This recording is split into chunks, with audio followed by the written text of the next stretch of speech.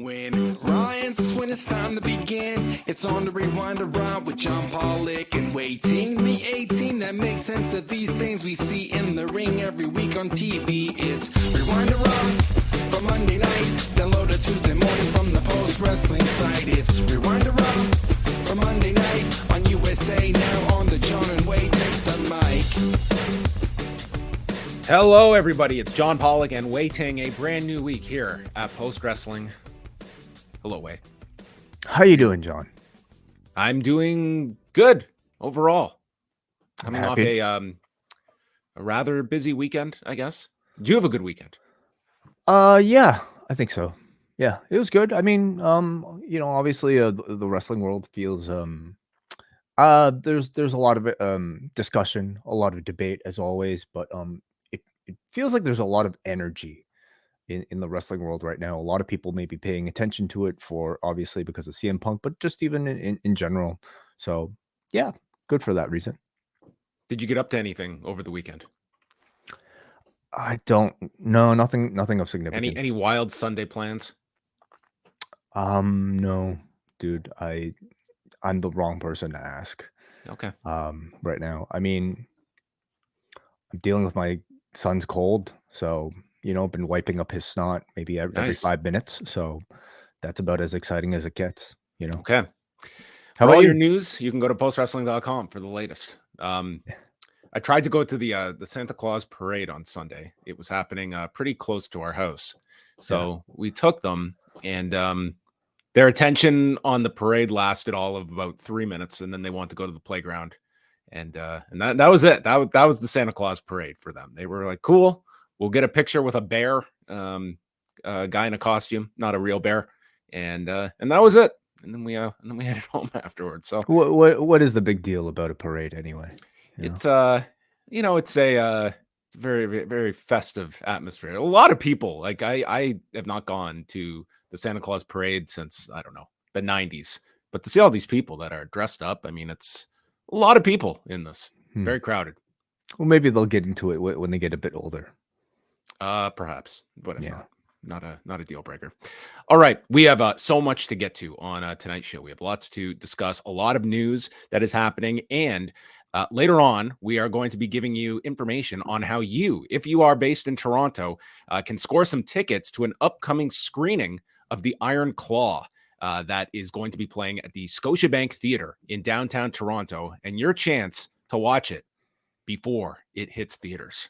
So you can be the one to go on and you can spoil everything in the Iron Claw. So that's coming up later. We will be giving out tickets for that. So pay attention after the news. We'll be talking about that. Let us dive into the news. We're going to start off with the unfortunate news of the passing of Absolute Andy, Andreas Ullmann, who is a longtime German-based wrestler who died over the weekend. Not being specific, but that he had been battling an illness for a long period of time. He had not wrestled in almost 2 years. And according to WXW, which was his home promotion, he died in his sleep in the presence of his wife. He had begun wrestling 20 years ago and was a pretty well-known name, especially in the German wrestling scene, became WXW's unified champion twice, including beating Bryan Danielson for the title in 2009. And then in 2018, he won the 16 carat that year, and that set up him beating current NXT champion Ilya Dragunov. So he had a lot of tributes online from past opponents, different people that had worked with him, including the likes of Chris Hero, Killer Kelly, Ilya Dragunov, Gunther, Walter posted a lengthy tribute for him as well. So our condolences, 40 years old, very young. And he had been in bad health for some time, and it had taken him away from professional wrestling as well. Tammy Sytch, she was in court on Monday, and this had been scheduled for some time after she had initially pleaded not guilty to all the charges that she was facing in relation to the death of Julian Lasseter, who she struck from behind last March, and she's been in jail since last May and awaiting her hearing. And back in August, she changed from a no guilty plea to the charges to a no contest. And so she was in court on Monday, and she was sentenced to 17 years in prison. She was sentenced to almost 11 years on one count of causing death while operating a vehicle with a suspended or revoked license, but will be given credit for the time that she has served since May of last year. And then another 7-year sentence for DUI causing death. The other charges that she had been facing are going to be given credit for the time that she has been in custody.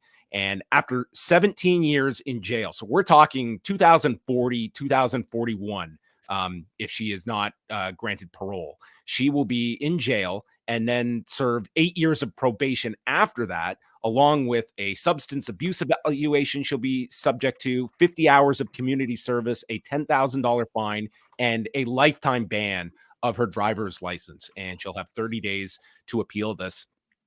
I don't know how much more there is to add other than this is probably, the last we will be discussing Tammy Sytch for an extremely long period of time. This has been a tragic life that she has lived and has been part of countless rehab stints, countless arrests over the years that would just make your head spin if you were to go catalog all of them. And sadly, it never should have gotten to this point where there was an innocent victim that was killed because of this.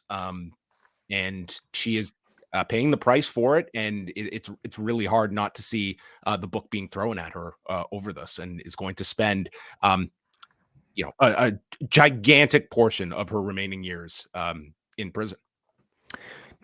Yeah. The story of Tammy Sytch, it hasn't been a nice one in a long time, but I don't know if any of us would have expected it to get this dark. As far as today's sentencing, it feels like some form of justice is being served. But for the family of Julian Lasseter, it probably not even enough, what she got today. So hey, really, really sad story. MJF, he put out a post today that he had suffered a torn labrum and then deleted the post afterwards. But for the time it was up, everyone had a chance to see it and screenshot it, stating that he got the result of an MRI for his shoulder. This was not the injury he sustained for the elbow drop. That was the hip injury in the Jay White match. This was a separate spot in the match that caused the shoulder injury. And he stated in the post that he would still be wrestling Samoa Joe on December 30th at World's End, and that was the extent of it. So what's kind of strange about this whole thing is that here you have the guy in his last pay-per-view match having to go in with a worked injury that was going to be the target, and now this one, it's like a legitimate injury that he will be going into this rematch with, and will probably be the story of the next match with Samoa Joe, that here is this weakened body part. And I would think that it's probably a lock. He's not going to wrestle before then. And if we thought he was going to be part of Final Battle with some kind of tag title defense, I would think that's out the window. Just to maybe ask, has there been confirmation outside of this tweet that he's injured? You are going based upon, like, we did know there was a legitimate injury coming out of this. That wasn't the hip. That was not the hip. No, okay. He did legitimately have a shoulder injury. So, okay. I would venture to believe that this is legitimate and one that you wouldn't have even needed to tweet this out to convey that story, because people had already been aware of the injury that existed. I guess I do find it a bit odd that he would decide to tweet about it at all, rather than maybe leave it up to the television to announce it, or the company to announce it. So listen, it's MJF. You never know, with somebody like him. But something is up. We can at least say maybe with the shoulder, or at least with this story. And as far as any sort of like long-term planning, with him and Adam Cole, plans will have to change, or if this is like the case, isn't it? So seems like he's well enough at least to be able to work a match against Samoa Joe, which I don't know what exactly. Well, this might not require surgery for him. Like this is not something where it could be like, we don't know the extent of the tear, the injury. The fact he's doing the match, it would suggest that he is able to at least do that. Like, this might not be a case where he's just got to get through the match and then he goes for surgery and he's out for months. That might not be the case. He might be able to rehabilitate this the shoulder, and he does have he has a month presumably to not wrestle on it. Okay. Yeah, I mean, let's see what the result of all of this is. If they do have to change direction significantly, that's wrestling, isn't it? You never want to see the top guy, your world champion, go out or have their run cut short and storylines cut short. But rolling with the punches often creates the most interesting results in pro wrestling. There's also a lawsuit that's been filed against several former WWE board members and current executives. So this is the Ohio Pension Fund that has filed a suit, and they are naming as the defendants Vince McMahon, Nick Khan, Paul Levesque, George Barrios, Steve Koonin, and Michelle Wilson. And it accuses the WWE board of, quote, conjuring up a sham sales process that favored Endeavor and excluded other bidders that would have removed Vince McMahon had they purchased the company, and disregarding, quote, at least 2 all-cash offers that had better terms.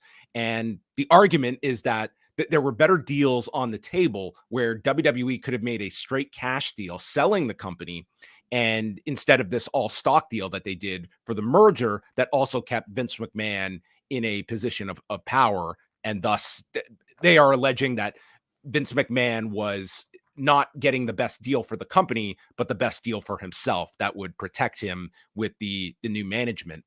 So it cites undisclosed companies that offered one company offering between $95 and $100 per share, and another offering between $90 and $97.50 per share.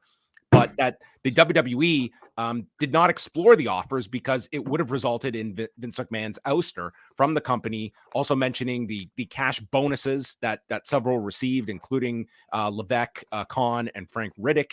And instead, the all-stock merger, it worked out to about $95.66 per share.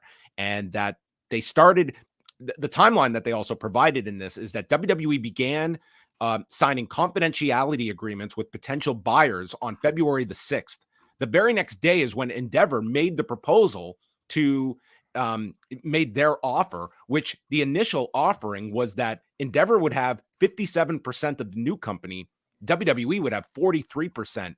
And the way it worked out, and Ari Emanuel explained this, was he insisted on Vince McMahon's role in the new company to the point that he forfeited like 6 percentage points in favor of WWE, and giving a lot more power to the WWE side of the merger, where we have a 51-49 split because of Vince McMahon's involvement. So, I mean, it sounds like it's the disgruntled, a sizable, pension fund here that had stake in the company to seek out the best deal.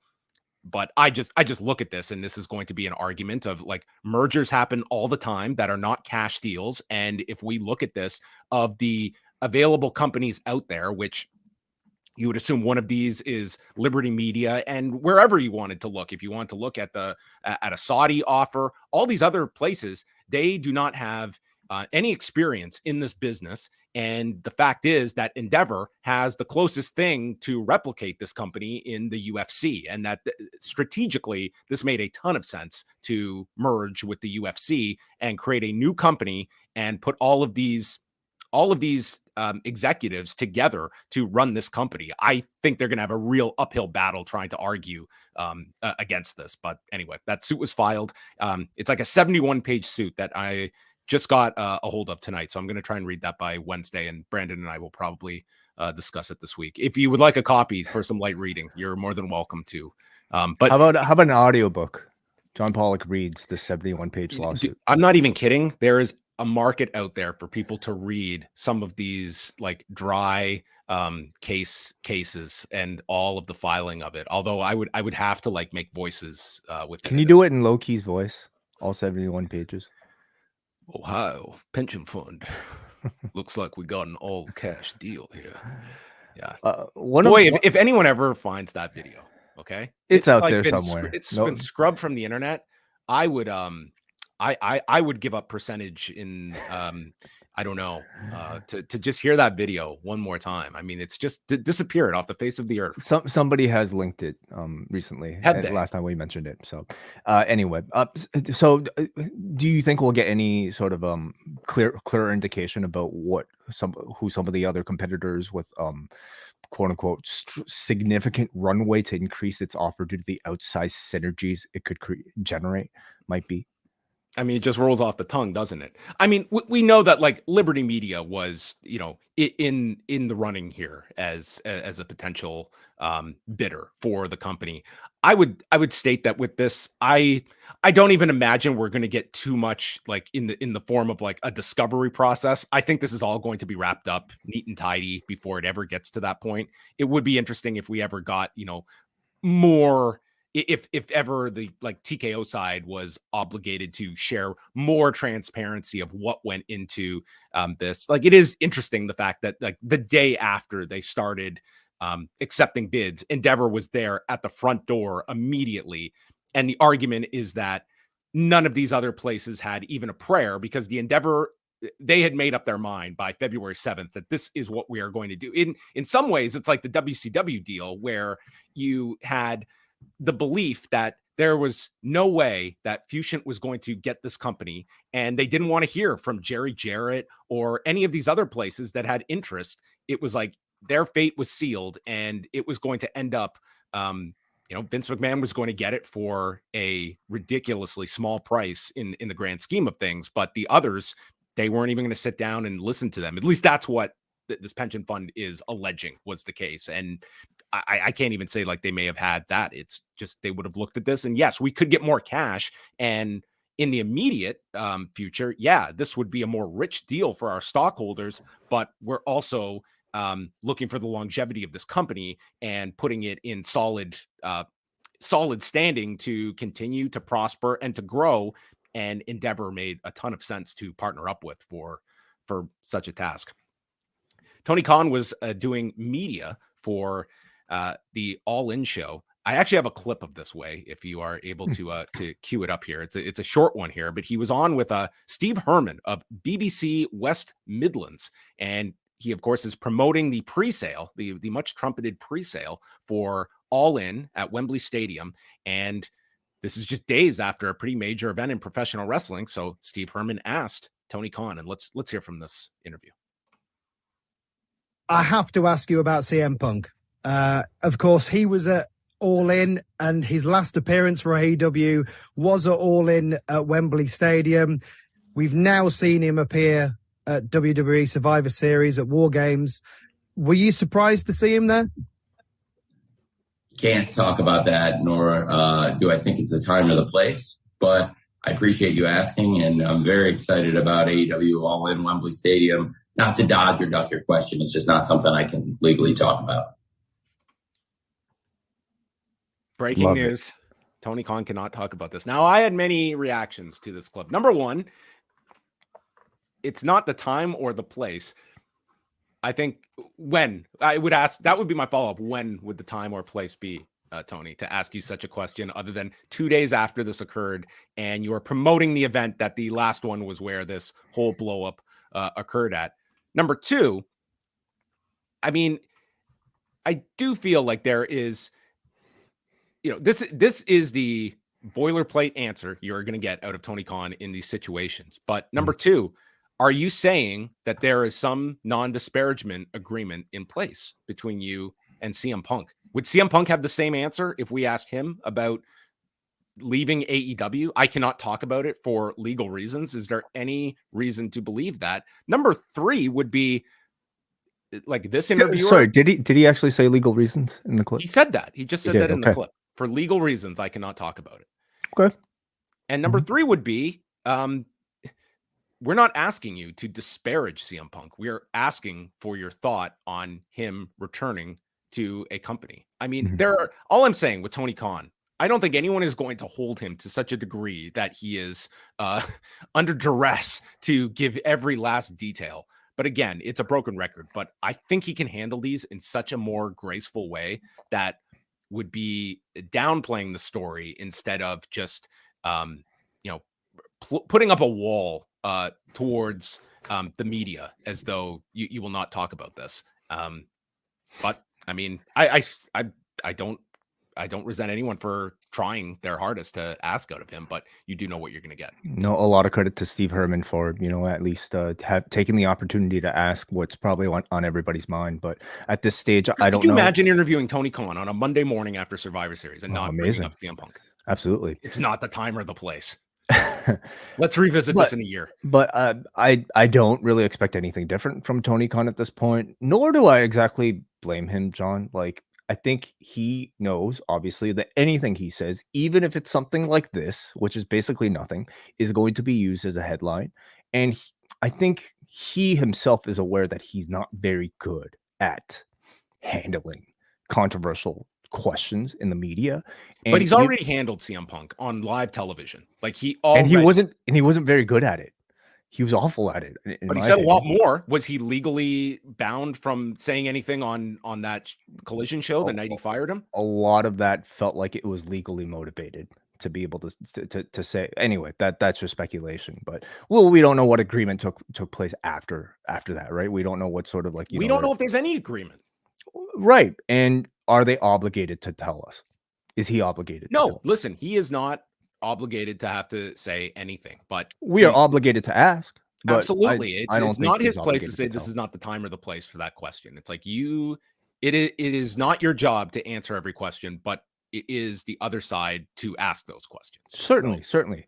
All I'm saying is for his own sake, I think you could be a lot more graceful just in the sense of, listen, I respect your question, and I am not going to get into specific details as it regards CM Punk. Everyone knows that we have gone separate ways, and it could not work out here. Do I have angst against him? I do not. I am happy for him. I did not watch Survivor Series on Saturday because I was busy promoting Collision, which was featuring some of the best wrestling that is out there, just as you will get at All In on August of 2024 at Wembley Stadium. I mean, I think he'd be a wonderful media coach for Tony Khan. I would say maybe, certainly from what I've seen of him, I don't think the man can think on the spot to give an answer as eloquent as maybe what you just gave.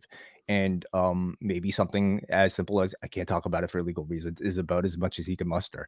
Like the very sort of clumsy, like shoving in of, I'm very excited for All In, just in the middle of that sentence is even to me like completely void of any sort of tact, in knowing how to handle a question like this. So I don't really expect too much out of him. Well, maybe the follow-up could have been his thoughts on who's going to win the World Tag League this year. We are over a week into the tournament, and the updated standings on the A block side, TMDK's Mikey Nichols and Shane Haste are on top with 6 points, followed by Shota Umino and Ren Narita with 4, the same amount as Alex Coughlin and Gabe Kidd and Kaito Kiyomiya and Ryohei Oiwa. On the B block side, Yuya Uemura and Taichi are tied with Alex Zane and Lance Archer with 6 points, followed by Atlantis Jr., Soberano Jr., Yota Tsuji and Zendoken Jr. With 4 points apiece. But the big story is that Minoru Suzuki and Windows 95 have 0 points at the bottom of the B block. Dude, Minoru Suzuki and Yuji Nagata are hanging out with Bad Luck Fale and Jack Bonza at the bottom of the B block. Oh, goodness. Is that the team name now? I learned Japanese more than reading the translation of Suzuki's pep talk to Yuji Nagata that you need to update your operating system. I'm going around the world. I'm touring everywhere. Your Windows 95 stuck over here, Blue Justice. I mean, he lost 2 matches. I mean, Minoru Suzuki ain't putting anything to chance here. Listen, the hardware I think matters in this case. You can have the newest OS available, however downloaded, however you might have acquired it. But if the hardware is not fast enough, then it can only handle so much, and maybe that's the limitation here. Well, Yuji Nagata is original Nintendo. It might not be on the cutting edge, but dude, I will play that system till the day I die. Right. Well, and I hope for the best for them. What a like the translation of that, just seeing the headline, it was just like, what a brilliant promo. Yeah, this is one where I don't want a correction if somehow he was mistranslated. Like, let's just go with it because this is brilliant. Tuesday's show will feature, this should be an excellent main event, Kaito Kiyomiya and Ryohei Oiwa against Shota Umino and Ren Narita. So that should be a lot of fun. TMDK takes on Tomohiro Ishii and Toru Yano. Great Okan and Hanare take on Evil and Yujiro, and the Gates of Agony looking for their first points against Alex Coughlin and Gabriel Kidd. Dynamite, we had ratings delays due to Thanksgiving, but last Wednesday's show on Thanksgiving Eve did 845,000 viewers, up 3%, and their largest audience since October 17th, but their demo fell 8% to its lowest mark since October 24th. So you had a tale of two numbers here. Female viewership was down at a higher rate than males, but the peak viewership, according to WrestleNomics, was the first quarter for Swerve and Lethal, and the peak for 18 to 49 was the second quarter, which featured the ending of that match. They also got a nice boost at 9 p.m. for the rechristening segment. So confirmed Raw, Shayna Wayne, and Kill Switch. Absolutely. Yes, more Shayna Wayne, I'm sure to come. Yes, and coming out of the weekend, it looks as though Adam Copeland and Christian Cage will have their first match in AEW next week in Montreal. So we're getting to that match a lot sooner than expected. It could be the first of the series. I mean, their next pay-per-view is a long time away, so maybe doing it in Canada makes the most sense of their upcoming schedule. I think it's a good setting. Like, Montreal needs a boost. Like, for your first time in Montreal, they're not knocking them dead with two nights in Montreal that I thought would have been an easy home run for them going to Montreal first time. So maybe with a week plus notice for that match, maybe they can move. And AEW, we have seen that sort of last 48 hours, the big push for a lot of tickets where people are waiting closer to the day. And I could see that with Montreal. And I'm forgetting World's End, everybody. So that is their next pay-per-view, and it's actually not that far away. So it's a month. It's not like it's next weekend. I mean, there's always a possibility of a series of matches, with a feud this, I guess, long, or at least long built. I'm sure we'll get plenty over the next couple of months. And the final thing is Tuesday night's edition of NXT has The Family against Angel and Humberto for the NXT tag titles. Wesley, Johnny Gargano, Bronson Reed, and Cameron Grimes, where if Wesley wins, he will get the North American title shot against Dominik at Deadline. And then the Iron Survivor qualifying matches. They did put up a video with Jerry Lawler announcing the matches. And man, you can still see like the effects that Jerry Lawler is having from the stroke of just getting his talking back.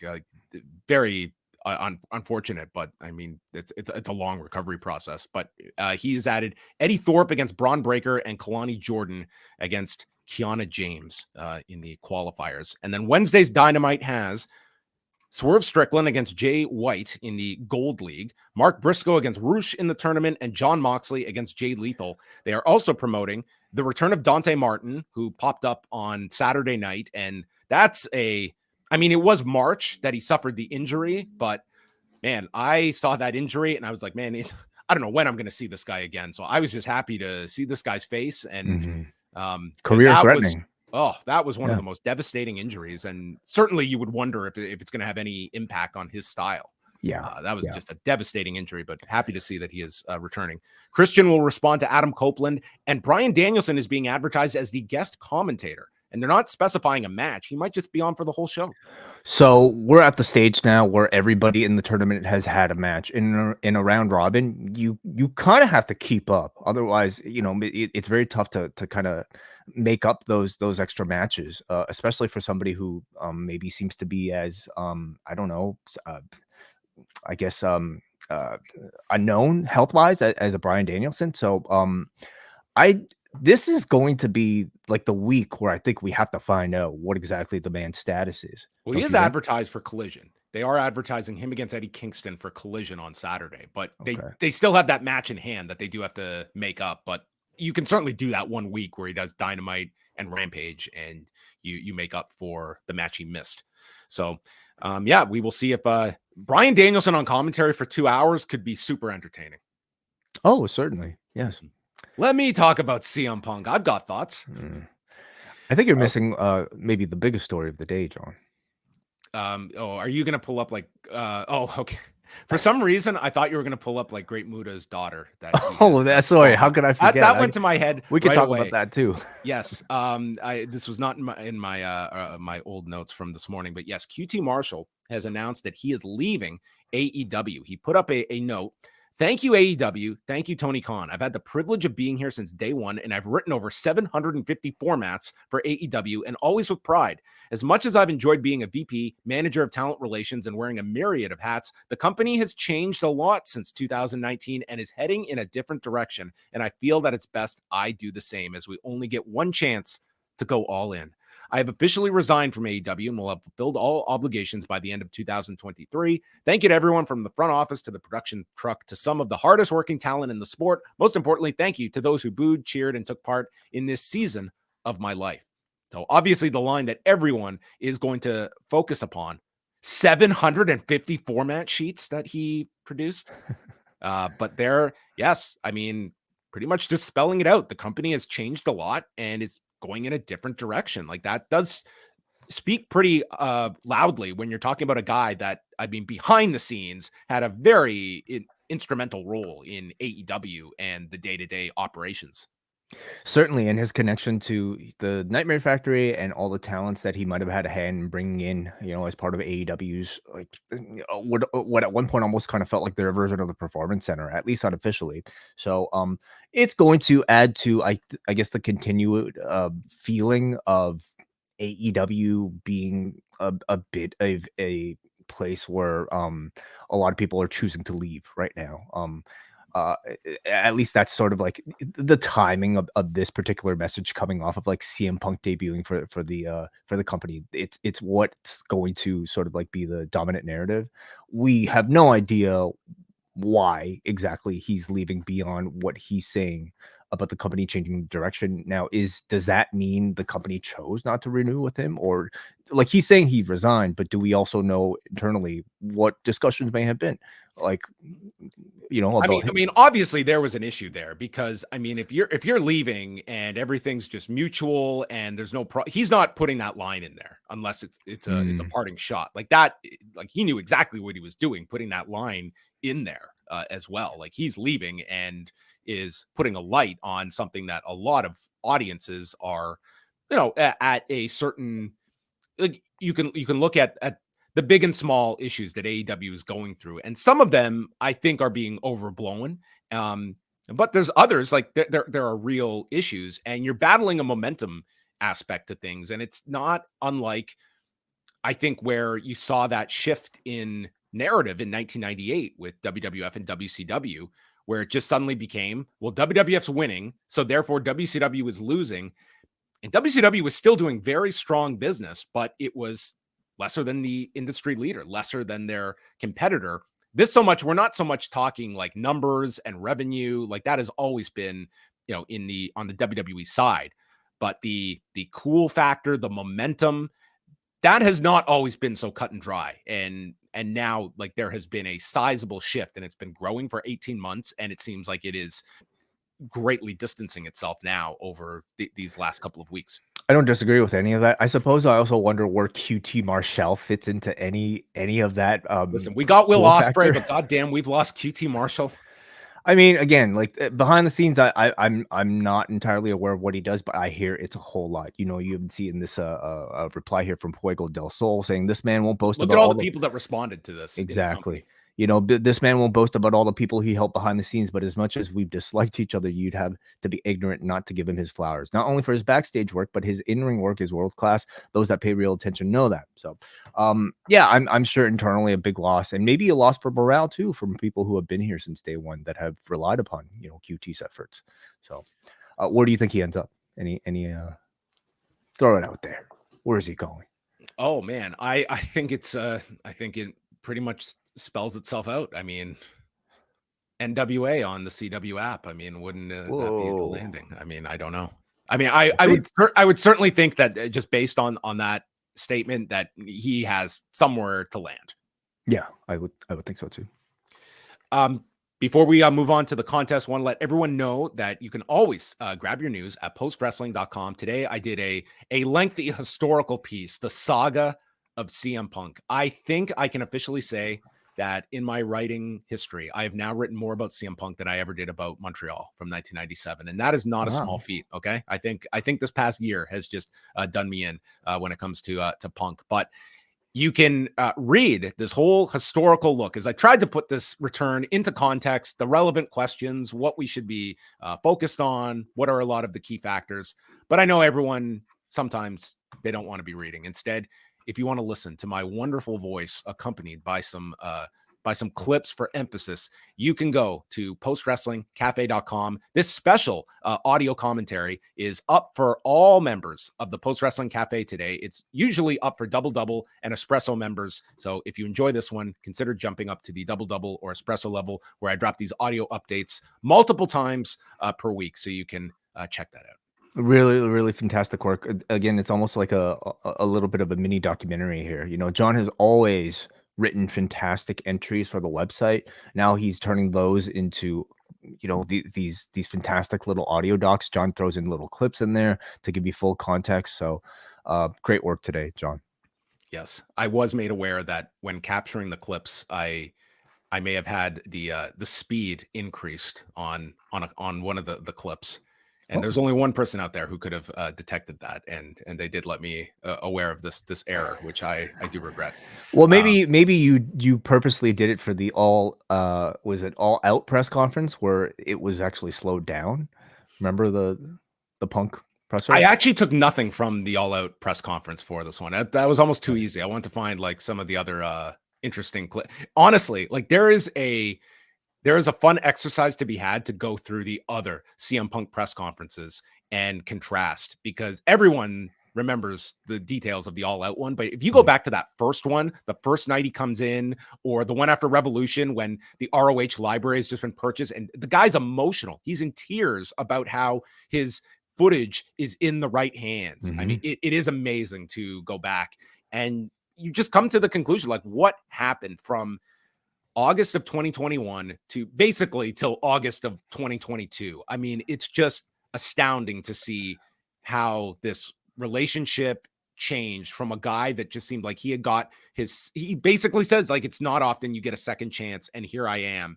And I mean, there's certainly we're going, it's just natural that we're going to compare it now that we're seeing pretty much like act 3 of this wrestling career for this guy, beginning on Saturday and continuing tonight.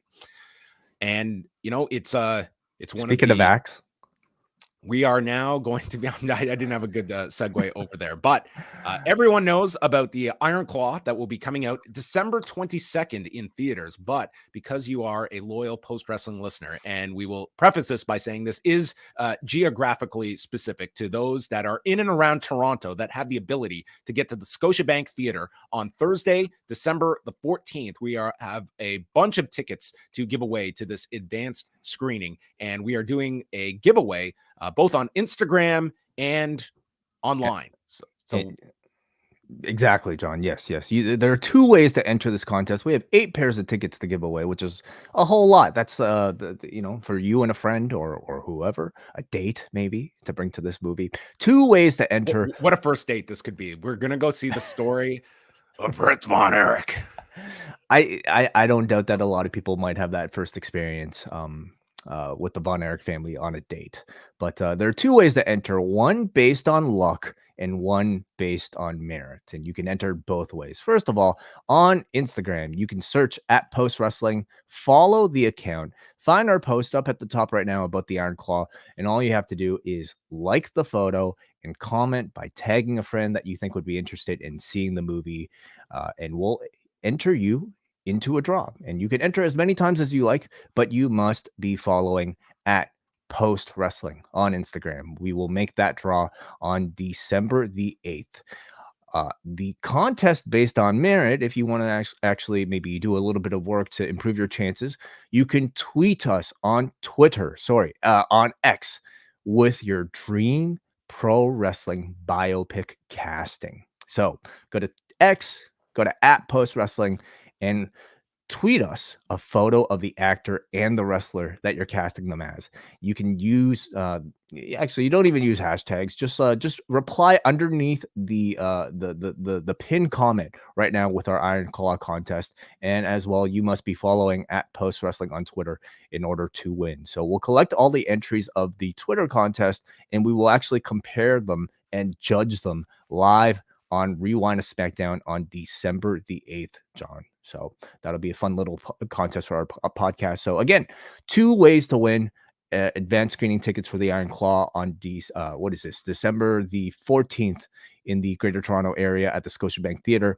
On Instagram, find the Iron Claw post, like the photo, tag a friend, and follow at Post Wrestling. That enters you into a draw. Or on Twitter, tweet us photos of your dream wrestling biopic fan cast.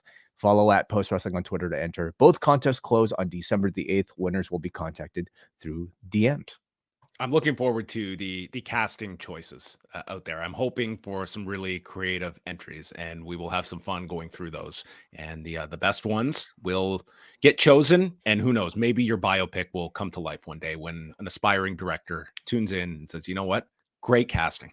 We know Hollywood pays attention, so this is really your chance to make your dreams come true. Well, ladies and gentlemen, we are 40 minutes into the show, commercial free, and now it is time to go into tonight's episode of Raw from Nashville, Tennessee, which featured, someone that I never thought we would ever see at a WWE event. A lot has happened, and this person is back. And no, I'm not doing the tired R-Truth joke. After all these years and some spirited back and forth and ideas of this person being excommunicated from pro wrestling, Dixie Carter, backstage at the Bridgestone Arena. There she was getting her pics with Nick Aldis, her nephew, Nick Aldis, right? I thought that no, was that was EC3. That was EC3. I'm sorry. I've got my Carters mixed up here.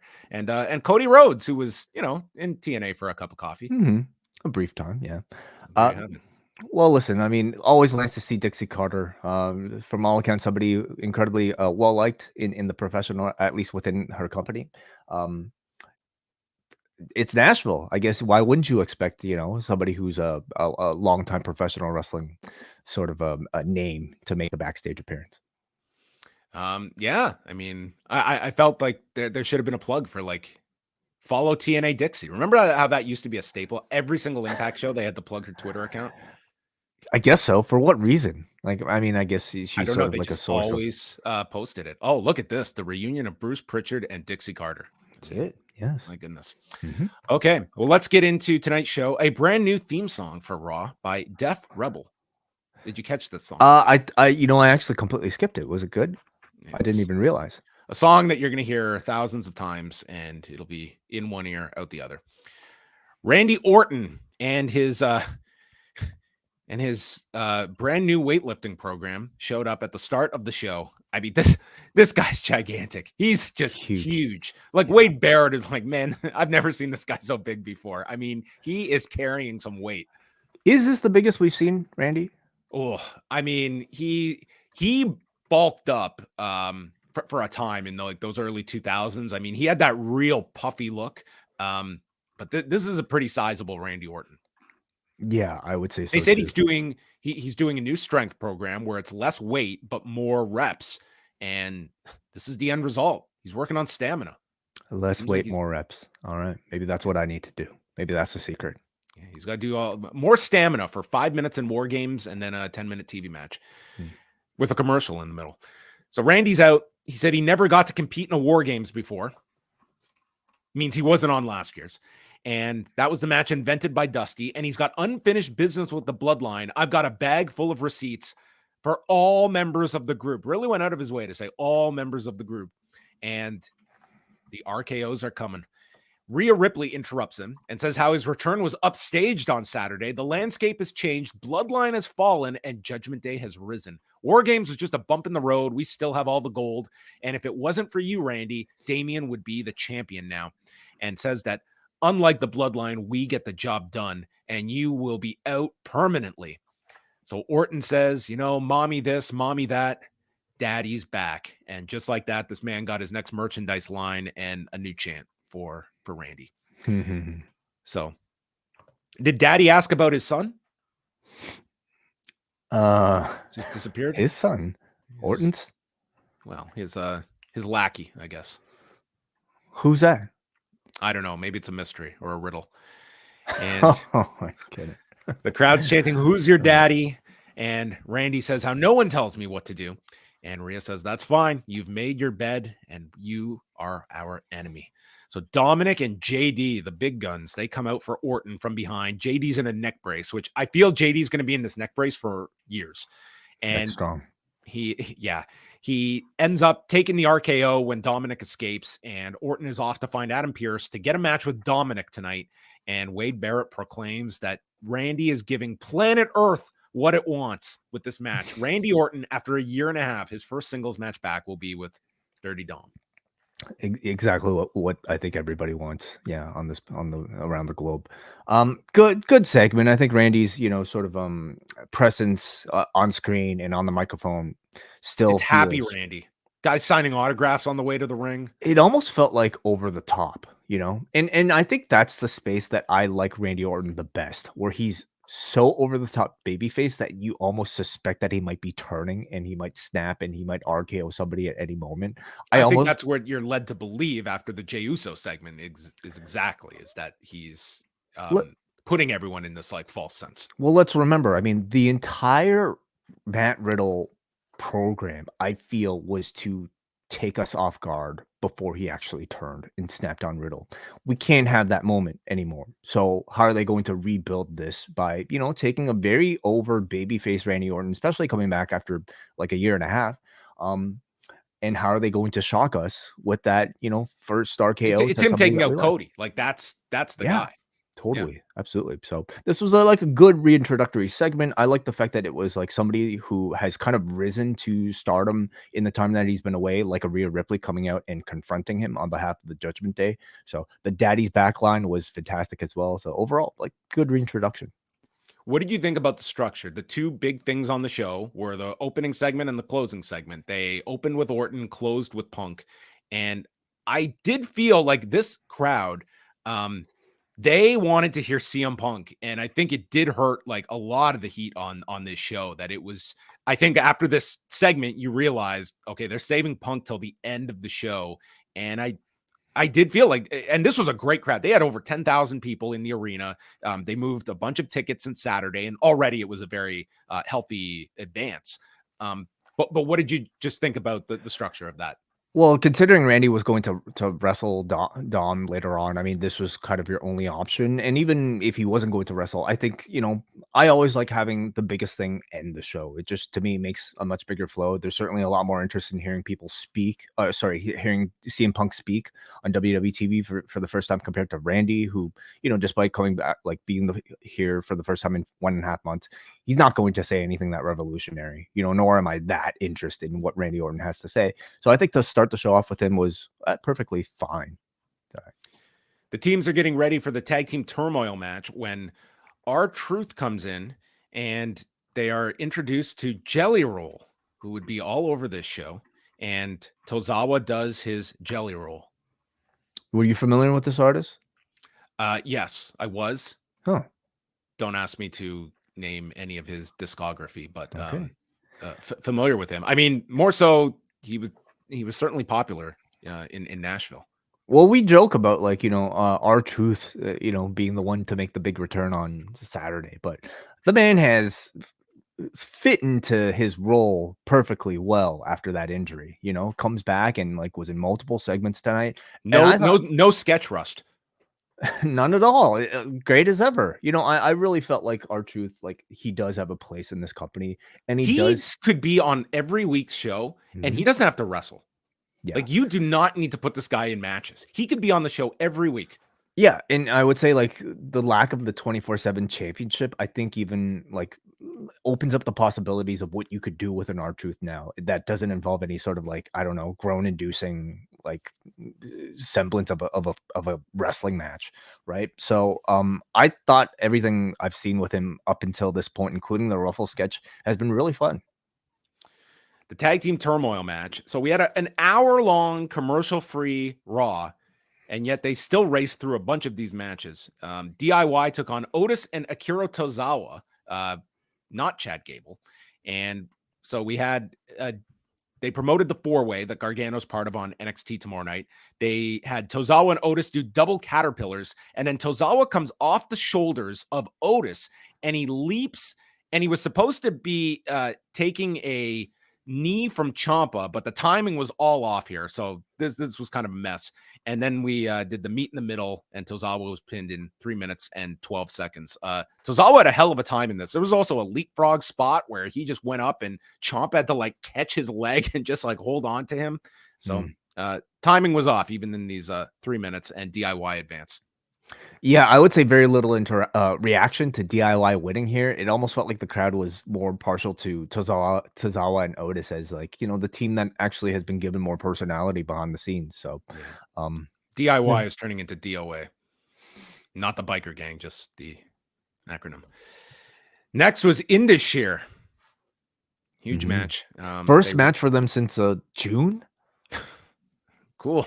Like, if you even remember that run back in May and June. Dude, the crazy part is that, like, I'm not saying this guy was revolutionizing television on Tuesday nights, but dude, Songa was like actually a pretty entertaining personality on NXT. Yeah. And they've just reverted him to like this nothing mute with Veer. I mean, both of them, it's like they're not any ounce over than they were before. And Songa was actually doing something on NXT. He became this lovable giant on that show, and he's just regressed to this. And you're saying they haven't wrestled since June?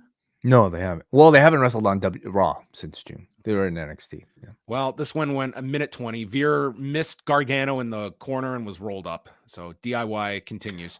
I mean, booking that was somewhat surprising, you know, considering, I mean, it's two like giants, and this is their first match back on Raw, and they just basically had them lose to DIY clean. And I'm trying to think the reason why. I mean, this could be their way of springboarding to DIY versus Indus. Although watching the show, you had no indication that they had anything planned for Indus because it's DIY versus Imperium, right?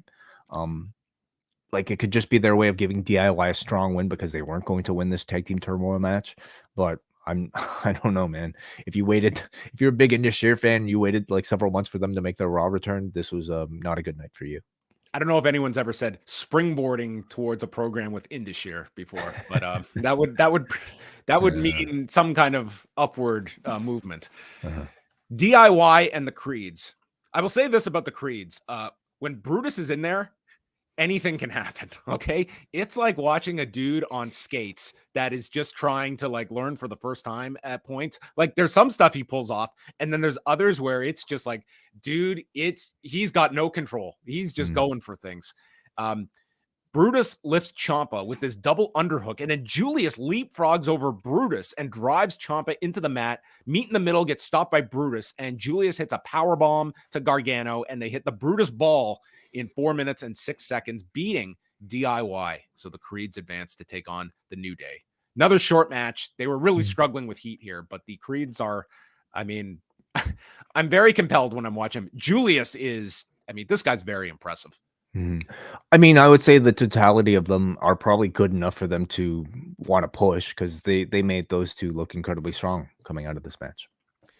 The New Day came out in Nashville Predators jerseys, and Julius does his deadlift onto Kofi. Kofi hit a double stomp, and then Brutus ducks the Trouble in Paradise, rolls through on a high cross, and Julius hits the fall-away slam on Kingston. Woods is sent out of the ring, and they hit another Brutus ball, pinning Kofi in 6 minutes and 18 seconds. I thought it was over. I thought they had won, and then there was another team because Ludwig Kaiser and Giovanni Vinci were next, so we get another match. And this saw the Imperial Bomb that Michael Cole did not know what it was called, but did note that they have had a lot of success with that move. Kaiser chop blocks the knee of Brutus, and then Julius is in with like a million belly to bellies, and then grabs both men and double suplexes them. That looked incredible. Then he gut wrench power bombs Kaiser. Kaiser manages to rake the eyes, and Vinci shoves Brutus off the top, and they run Julius into the post. There's another Imperial Bomb attempt when Julius runs across the ring and goes to leap off his brother's back onto the top rope. The dude slips and then just does like a fucking box jump onto the top turnbuckle. This was like the best botch of the year. It was more impressive that he recovered after this slip and still managed to pull this off. It's like he didn't need his brother. No, he could have just leapt. Like, the brother was actually the hindrance here. And then they hit the Brutus ball onto Vinci.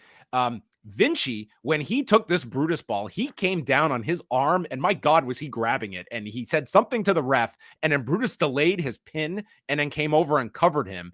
But Vinci was like, he was on the floor just like selling, and he was in the backstage segment, so presumably he was okay, but he looked like he came down rough. And the Creeds win. So this sets up the Creeds against Finn Balor and Damian Priest in the future. They made, the Creeds look really strong here to a smaller extent. I think they gave DIY a notable run as well, having them pin Indus.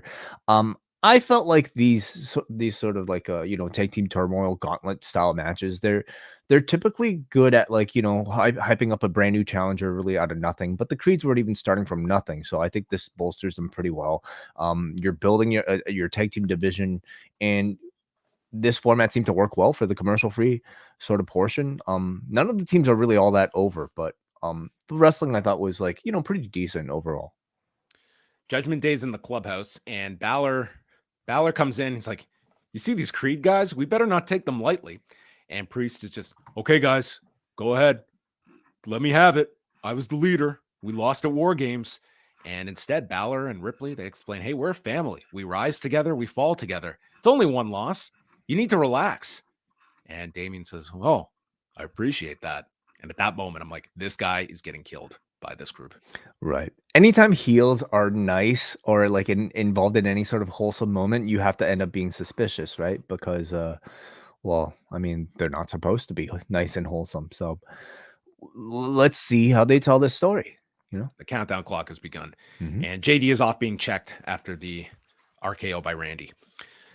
Cody Rhodes comes out, and he thanks his team at War Games, including Randy, who helped him win his dad's match. And Cody gets choked up at the mention of Dusty, and then says that with CM Punk coming back, all I have to say is, welcome back.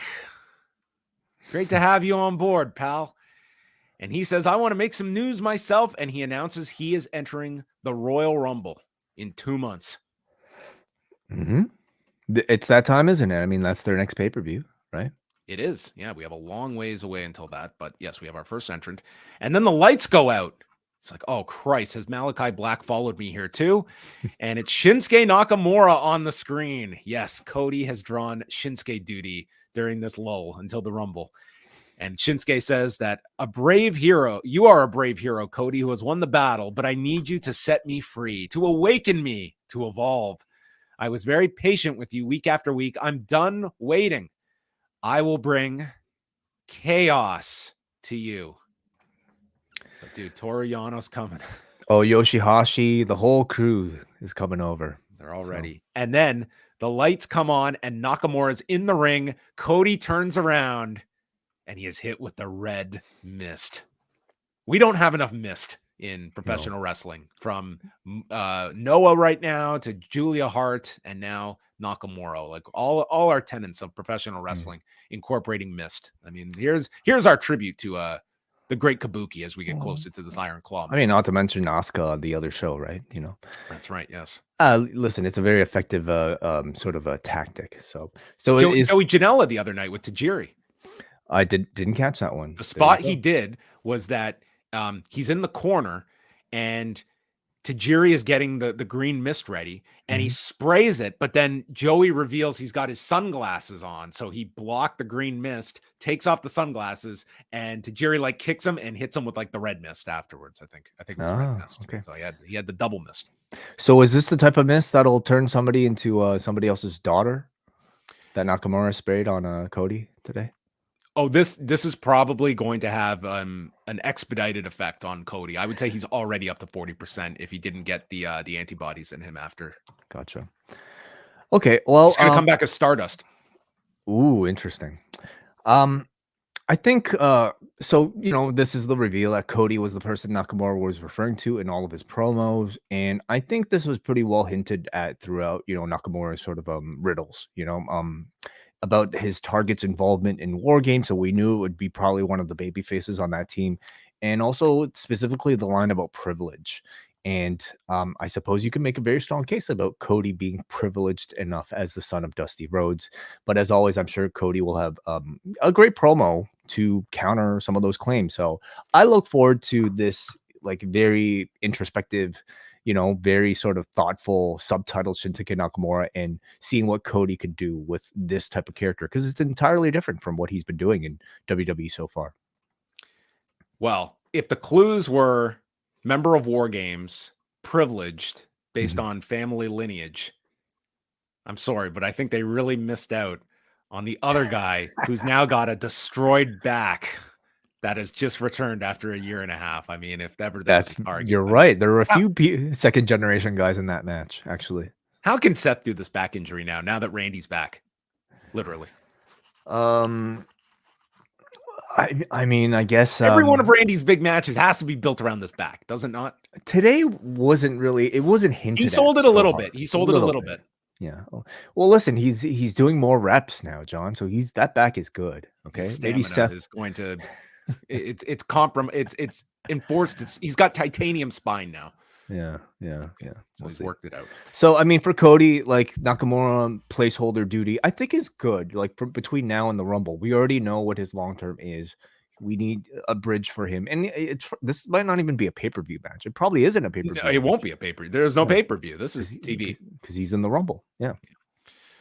They promoted SmackDown in Brooklyn on Friday. It's the fallout of War Games with Damage Control, and Logan Paul, who appears to be on the show, is looking for his first challenger for the U.S. title. Michael Cole and Wade Barrett give a shout out to Living Color for Cult of Personality. I don't think that ever happened in AEW. Did they ever give them a shout out? I don't know. I'm not sure. Not like this, I guess. AEW, it's on the house, and with WWE, it's like, yeah, we want some residuals for this one. Be. It's our remastered version that we're giving you the rights to. Really, they are the biggest beneficiaries of all the CM Punk drama, right? How many albums have they? How many extra downloads have they received every time this guy makes a new debut in a new company? Living Color is living large off of Phil. That's it. Bronson Reed against Ivar, or as Wade called it, two beef planets squaring off. I was looking forward to this match. Unfortunately, 10,000 people were not in this arena, because this was just a very quiet match of these two just playing, King Kong versus Godzilla for 9 minutes. Ivar does a spinning slam, misses the moonsault, and then Reed climbs up for the tsunami when Valhalla gets on the apron, distracts, and she is ejected.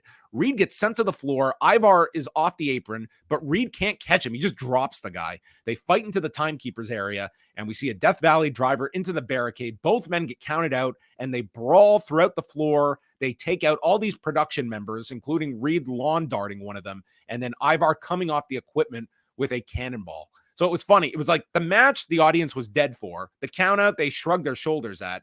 And then it was all the post-match stuff that they seemed to get into with dudes jumping off of equipment boxes. Yeah. Well, like with these sort of this is almost, it's not a new thing, but I think it's become more of a thing this year. The meat match. You put your two super heavyweights together and you have them do really sort of extraordinary things. I think a lot of those matches are basically contingent on what spectacular things these meaty men can do, right? And how hard they can hit each other. This match wasn't really much of any of that for the first portion. It wasn't until they got to the outside, started doing flips onto each other and dives off of crates onto each other, that this card really got into it. So this was always just meant to be, I think, a way to get to the rematch that hopefully will have a bit more crowd interaction for it. And I thought tonight, overall, by the end of it, it was successful. They might even do a false count anywhere stipulation coming out of this. Yeah, they could. They definitely teased that afterwards. Which would be unique for, two super heavyweights. And there'd be a reason then to do the count out. The besties earlier today, Shayna Baszler and Zoey Stark, are reflecting on Survivor Series. And Baszler says, don't worry about it. You'll get another shot at Rhea. And Nia comes in making fun of her losing and says, it should have been me at Survivor Series. Puts all the women on notice. And Baszler tells her to shut your hole. And Zoey challenges her to a match. And Nia says, cool. And that's the match we're going to get later. Judgment Day are walking into their clubhouse, and there's R-Truth with a platter of jelly rolls with sugar all over the couch. And R-Truth says, I want to be the fifth member at War Games. And Judgment Day have to be like the idiot straight men here that have to like explain that, oh, War Games happened already. We lost. Thanks for bringing that up. He's like, well, cheer up. At least Randy's back. And they get mad at this. And JD is off to go take care of R-Truth, which he never did take care of R-Truth on this show, did he? I guess that's so this is a lingering chase for JD to go after R-Truth. Mm-hmm. Yeah. Hilarious, wasn't it? I liked it, John. Okay. You know, okay. I'm sorry. Look at all the sugar on this guy's face. Come on, isn't that funny? Hilarious. I needed a break. I was just, my ribs, they were sore from laughing. Nia Jax against Zoey Stark. Jax hit an avalanche, and then Stark leaps onto the buckle, hits a clothesline to the floor. Dude, when she went to the floor, I thought she was going to kill herself going down to this floor. We come back. Starks gets swung into the buckle, and then there's a corkscrew senton by Starks. She stops the Annihilator by kicking the rope and then hits a springboard drop kick, but then Stark is knocked off balance. Samoan drop senton, and Nia wins clean with the Annihilator in 9 minutes and 5 seconds. So Nia made a strong argument why she should have got this match at the Survivor Series, but she didn't. So she squished Zoey Stark. Well, I mean, Zoey won it fair and square, didn't she? Didn't she earn it through some sort of match? Yes, she did win the 5-way. So right. She did have a claim to it, but yeah, I mean, similar to last week, Nia is really not very smooth in the ring, but I think her size allows these babyface underdogs to showcase something, you know, about themselves. And I thought Zoey had like a good little near fall built here, and they're clearly setting Nia up for either Becky or long term, maybe even Rhea at this point. You know, it would be the guilty pleasure mixed match challenge team, and I would tune into Facebook every week if it existed still. Gunther and Nia. Nia Jax and Brutus, but you're right. Gunther and Nia Jax might be even better. I think we could rebook the mixed match challenge, and it's like I'm not trying to get great matches out of this. I'm trying to get personal, entertaining matches out of it, and I think you can mix and match to such a degree that you could have a lot of fun. Well, maybe someday. Hit up Mark Zuckerberg and see if we can get Facebook to get on board again. I think Facebook's dealing with a lot more problems than the mixed match challenge coming back. Imperium's in the back, and Gunther expects them to sort out the DIY issue. It's like the DIY issue. They classify as an issue now. Well, what issue? Like they had no interaction in the Tag Team Turmoil match today. So I guess an issue from prior weeks, I guess. Well, they've been dealing with them, and I guess Gunther wants them killed. That's the conclusion. They're still breathing. There's a problem. So Kaiser says he promises to take care of it, cutting off Vinci. And then Gunther turns around and the Miz is there to challenge him again. Gunther says Miz is no threat to his legendary title reign, but you did come prepared for a fight and can claim to belong in the ring, just not with me. So he's now growing. Instead of having zero respect for him, he now has little respect for the Miz. Sure. And then maybe in a year's time, it'll be 75%. Oh, they'll be teaming within a year. Yeah. I'm totally cool with the rematch here, mainly for the mic work. I think Gunther has really impressed on the microphone, and I think the Miz helped drag some of that out of him. Conversely, Gunther has been squeezing every last drop of wrestling ability out of the Miz. So for a TV rematch, I'm totally down for it. Seth Rollins comes out, and he is met with CM Punk chants, and he encourages them and doesn't want to spend one more second on that hypocrite. He doesn't matter. And I want to talk about the title I've built to become the most important in this industry. So, the reaction immediately from the get-go was for the fans to direct the CM Punk chant at Seth Rollins. So, I mean, it tells you how many people have taken to all the off-air things that they've done, since Saturday. That worked on Saturday. Very effective. They knew that was going to circulate, and worst case, it was like, okay, we'll readjust. But they knew that was going to get picked up by all the fans that would have a more. In fact, I thought it worked really well. And in this segment, it's just like this is just another angle by the end of it. But it was always going to be just another angle, though. It was just a little over the top here, but you did kind of have to lead people in that direction, and they did. He's got the itch to be a fighting champion, and he's about to announce his opponent when Drew McIntyre comes out and says that he offers his hand and congratulates him on winning War Games. I teamed with Judgment Day, didn't get Jey Uso on a silver platter, nor did they have some grand master plan. I need to put Jey on the back burner because what's most important is winning your title. And what you told me before Crown Jewel was that I would have no one to blame but myself, and it would be the best thing for me to lose. And he says there was a point in their match at Crown Jewel where he had Rollins done, and he was about to finish him when he had sympathy. And with that, Seth slapped him during the match, and Drew needs to become a shark. The compassion is gone, and he wants a rematch with Seth. But Rollins says that there are a few others ahead of you that deserve a title shot. So next week, I'm defending the title on Raw. And Drew asks, who are you defending it against? And Seth hesitates, and he tells him, Jey Uso. And Drew is like, what the hell? I beat this guy clean. Total argument again on this guy's side. Like, he does have logic on his side for all this. There's no reason Jey Uso should be getting a title shot. But he just beat him last week for the advantage. That is very true. So maybe somebody else should have been in, like Cody, for instance, the guy who scored the pinfall at War Games, maybe should be the one actually in line. But Drew, the argument is maybe more so Drew already had his shot and he has to go to the back of the line. So even beating Jey might not have been enough. Anyway, we're not supposed to think about it that deep, I guess.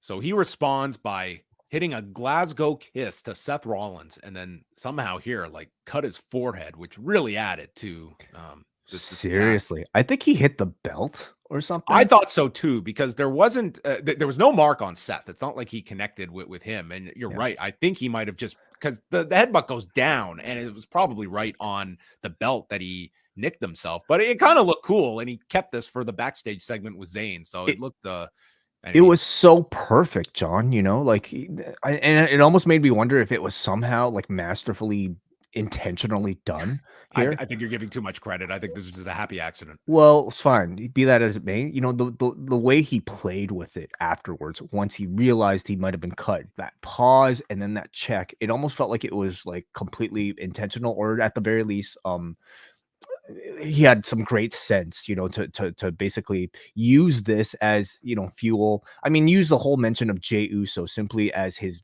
snap.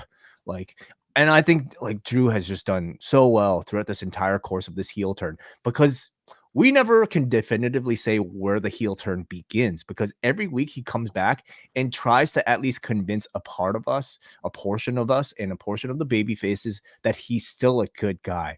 Hey, I just teamed with Judgment Day for that 1 week just so I could get my hands on Jey Uso. Ended up not getting my hands on Jey Uso. You know what? I'm going to move past it. I'm going to be the better man. I'm going to forget about it. And then Seth mentions Jey Uso getting the title shot, and Drew snaps again. Every week, I think they've been doing this push-pull with Drew in this sort of tweener role, just really incredibly well. And this was another week that I thought he was fantastic. So he yells that he beat Jey 2 weeks ago, and he's got a busted forehead here to end the segment, and Seth is left laying. So Jey comes out at the end to help Seth, and they end up super kicking Drew out of the ring. In the back after the break, Drew is confronted by Sami Zayn, and Drew says he doesn't know what he's going through. Zayn says, I also lost to Roman in front of my family and came up short against Seth Rollins, but I keep moving forward because my end game is becoming world champion. You've already won it twice, and you've got everything going for you. And he puts on, you're taller than me. You're bigger than me. I mean, you're the poster boy here, and you're acting like a spoiled brat. You're better than that. Drew says, you're right. Maybe I've just got to build myself back up. So I'm going to go speak to Adam Pearce about a match next week against you. In the span of these I don't know, 5 minutes of content, I mean, Drew McIntyre has restarted programs with 3 of the top baby faces on Raw, in Jey Uso, of course, and Seth Rollins, giving me enough interest in seeing rematches with both of those guys, and now starting something with Sami Zayn as well. So really, really terrific work from all 4 of those dudes, but especially Drew McIntyre and especially Sami Zayn, who clearly is no longer a main character on the show. And I don't even know, if outside of Elimination Chamber he ever was, but he takes every ounce of screen time he has and he maximizes it to continue to make you feel like he should be a main eventer. And he too is like kind of trying to convince the audience that his long-term story is that he's going to ultimately become champion. And between now and WrestleMania, I see no place where he could fit that particular story in. So he might have to wait quite a bit longer. And at this point, it's a lot tougher to be like top dog as a babyface in this company than it was even a year ago, John. Like you look at all the people in contention. You have your LA Knights, you have, Jey Uso, you have Cody, of course, you have potentially The Rock, you have CM Punk in here. So where does the Sami Zayn fit in? Can he actually still hope to become champion at this rate? I mean, what I'm trying to say is he's still always going to be an underdog, not just in character, but I think for company favor. And that to me guarantees that you're going to get the best of him in every single one of these opportunities. Chelsea Green and Piper Niven defended the women's tag titles against Tegan Nox and Natalya. They go to the break. They come back. Nox is in with a Molly go round onto Green with Niven making the save. And then Nox goes for the code breaker, but Green holds her down, allowing Niven to hit a senton. Natalya's in for the save. And then Nox stops to unpretty her. And Green gets caught coming off the apron to the floor. Double team vertical sends Green into the barricade. And then Niven's off the apron with a cannonball. Running crossbody pins Nox in 8 minutes and 40 seconds. Yeah. All right, match. I mean, bit more activity than your usual sort of tag team women's division match, maybe given a little bit more time. I still don't really know where they're building towards here. There's no real team on the horizon that you can get excited for. So Maxine and Ivy Nile. I guess so. Yeah, great build they did for them tonight, I guess. Orton is preparing in the back, and he is met by Jey Uso, who comes in, thanks Randy for having his back at War Games, and apologizes for that whole like wrecking your back thing. That's in my past now, and I'm trying to do right and just leave the past in the past. And I've had Cody's back, and Randy's like, I know you've had Cody's back. You also broke mine. But says, I've noticed this, and that does mean something to me. And I'm going to handle the bloodline. But as long as you're out of the bloodline, we're good. Yeet. And Randy Orton says, yeet. They're fine. Yeah. Good to go. Yeah. I mean, definitely too convenient and too easy for Jey Uso to walk away like this. And not like the Randy Orton we know to just, let go of a grudge, I suppose, this easily, right? So this is the best space that I like my Randy Orton, the space where you are never sure when he's going to snap, when he's going to turn on somebody. And I'm very curious to see how they deal with Orton with this very sort of like, fruitful mix of baby faces right now. Jackie Redmond interviewed Becky, who made amends on Saturday, but notes there's a thin line between love and hate. But no more talking about Saturday. There's a couple of fights on the horizon, one more pressing than the others, and left. Like, what is this here? What does this mean? Could be Nia. The Nia thing's been teased out there. That could be one place that they go. So. Do you see any more interaction with Charlotte? And I took this to be no. That was one night, and we're not doing anything. I mean, not for now, at least. Not for now. Something you could revisit down the road. Dominik, Mysterio, and Randy Orton. Wade notes how he's never seen Randy looking so big, and this is where Cole gives us his whole training regimen. Big back body drop to Dominik as we go through a break. Dominik avoids a backdrop onto the desk, nails Randy in the back, and sends him into the steps. It was really hard to watch this monster selling for Dominik Mysterio. I mean, dude, Randy Orton looks like he's got his own zip code, and Dominik looks like the size of his calf. Orton hits a draping DDT onto Dominik, calls for the RKO, but JD pulls Dominik to the floor and then gets into an argument with Jelly Roll in the front roll, and Jelly Roll shoves down JD, then shoves Dominik. Orton comes over. He's best buds with Jelly Roll, who may have been rolling something else based on Randy's reaction here, and drops Dominik twice on the desk, hits a draping DDT on JD, but then Dominik from behind nails the 619, goes for the frog splash, misses, eats the RKO, and Randy Orton wins in 9 minutes and 35 seconds, and he is now 2-0 in his return. I guess he is. You're right. Yeah. Pretty typical Orton match, I have to say. Nothing really all that spectacular, but like crowd ate everything up. You had that added celebrity involvement here from the guy I've never heard of prior to this, and people ate it all up, including the jelly roll. Well, yeah. Well, with Randy, I think heavy crowd engagement. He had a great kind of chemistry going with Matt Riddle, and I think you'd want to replicate that, whether that's for a short term with Jey Uso. I can certainly see him in those kinds of situations where he's over and doesn't have to kill himself to be. But look at all the wear and tear on this guy that led to like his back injury, and that was on. Maybe the RKO is going to slowly get phased out. Maybe. I don't think he's made any attempt at, in all these years of. I mean, the punt, I suppose, but it doesn't look like he's bringing that one back either. How about a nice punch? Okay. The KO. Just the KO, yes. The right knockout. Yeah. Last segment of the show, CM Punk comes out and makes a joke about hell freezing over, and then mentions being a Blackhawks fan here in Nashville, and calls Saturday a career highlight. I've changed. And he was taught that if you speak from the heart, you cannot lose. And he acknowledges that he's got 2 words to describe Saturday. And it sounds corny, but I don't care. I'm home. I'm home. I'm sorry. Yeah. I listened to a lot of CM Punk interviews and press conferences and lawsuit descriptions and anxiety and near death. It was really hard to listen to this and it feel genuine. And for whatever you want to say, CM Punk always sounds genuine, that what he is saying, you believe.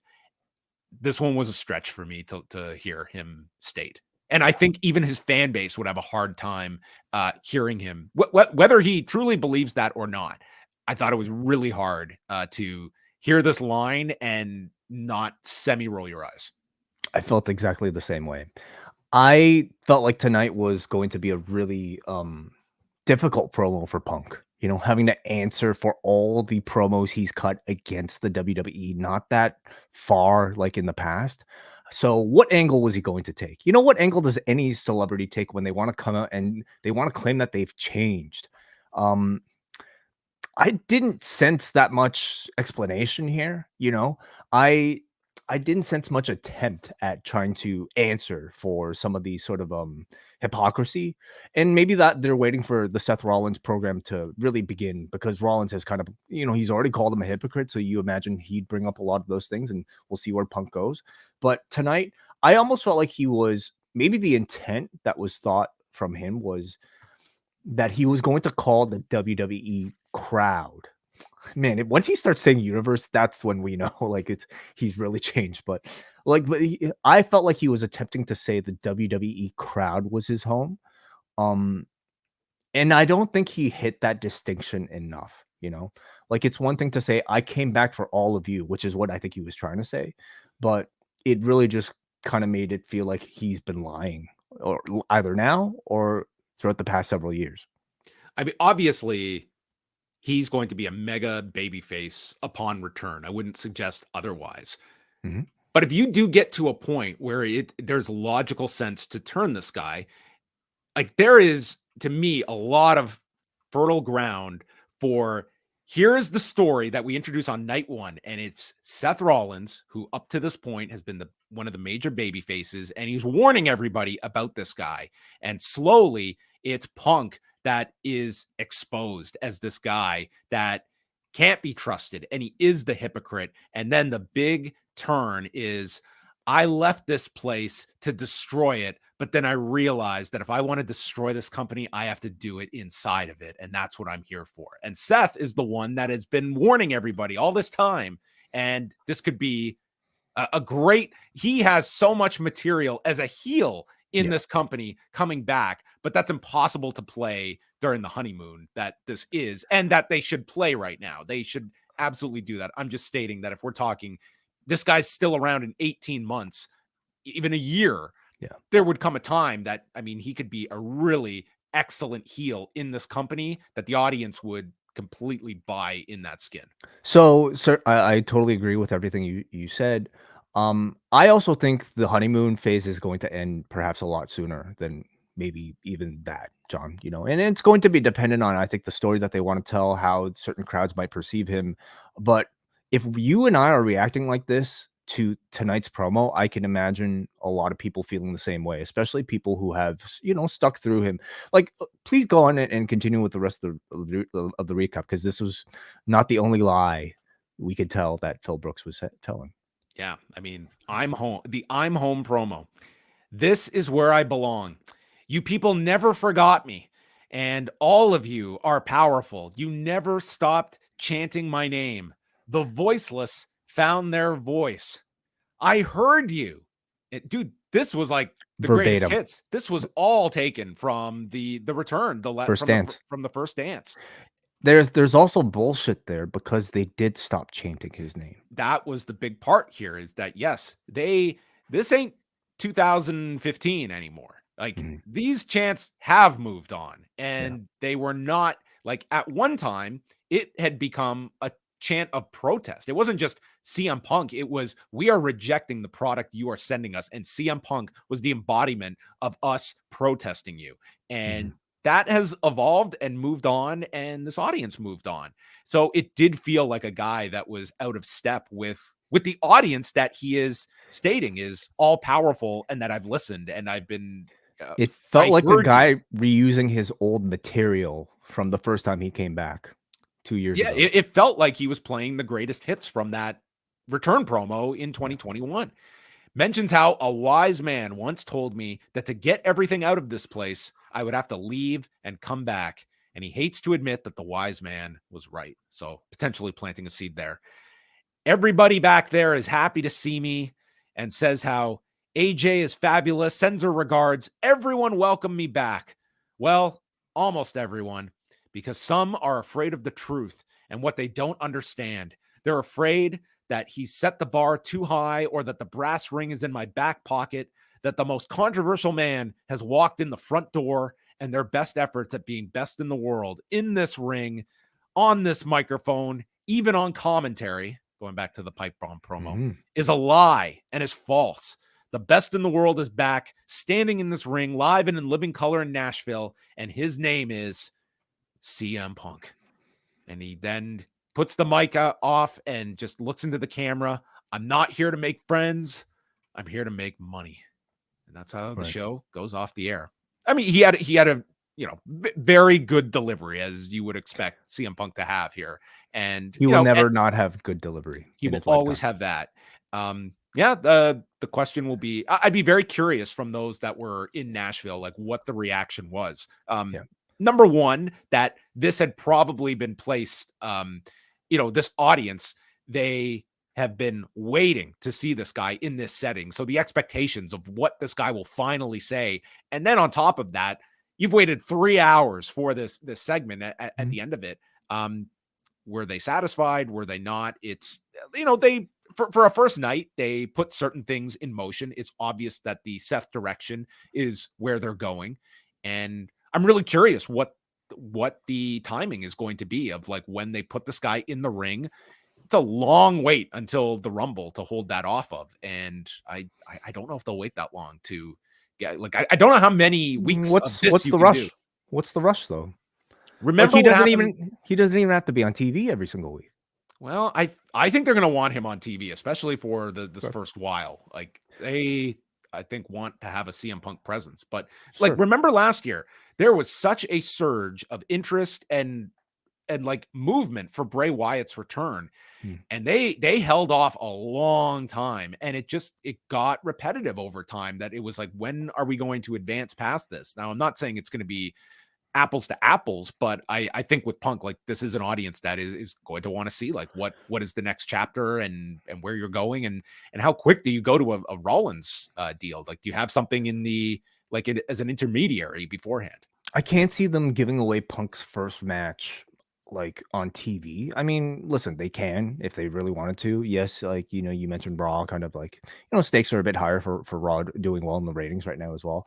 But I also don't necessarily see them doing it, and I think at least waiting until the Rumble for his first match seems a bit more likely to me. But CM Punk talking on the microphone, I think, is as big of a draw as like a match against somebody other than a Seth Rollins, in my opinion. If anything, I think seeing him in ring might kind of kill some of the mystique of it. Anyway, getting back to the promo, it was tonight, I think, a pretty safe, uncontroversial promo here. No, like sort of like counterfeit bucks style like type of line, that you could read any controversy. If anyone was looking for cryptic remarks, there were none here. None at all. And I other think than like the wise man line, but that was like within WWE story. Yeah, and clearly, like I'd like to read that maybe there's this is a man on his best behavior right now. Like there's and I think maybe whatever, due to legal reasons, maybe no attempt at any mention of AEW whatsoever as well. And it was perfectly fine, perfectly serviceable. The element that I found most interesting coming out of it was, I think, how fake this sounded to me for a CM Punk promo. As we've kind of already discussed, this to me did not feel genuine because it contained so much recycled material from that first dance promo, and did not answer enough for what exactly has changed about him. Again, I think he could have hit home a bit harder the idea that I chose to return to you, the audience. I still have my problems through my history with this company that I'm looking to address, but predominantly I am back for you. I've missed you. And I don't think he really said that enough. The I'm home feels icky, for anybody who's kind of like followed CM Punk for this whole time. And I think, listen, he's going to get great reactions throughout pretty much like any town that he's going to appear because he's a superstar. But the online discourse could be very different, and it doesn't matter what it is. WWE and CM Punk will benefit because no matter what direction the audience takes to him as, whether as a babyface or a heel, it's going to be good. You know what I mean, John? Like, depending on however the audience reacts, you can pivot any direction with CM Punk, and it's going to be a successful program. Might even be more successful with a negative reaction towards him.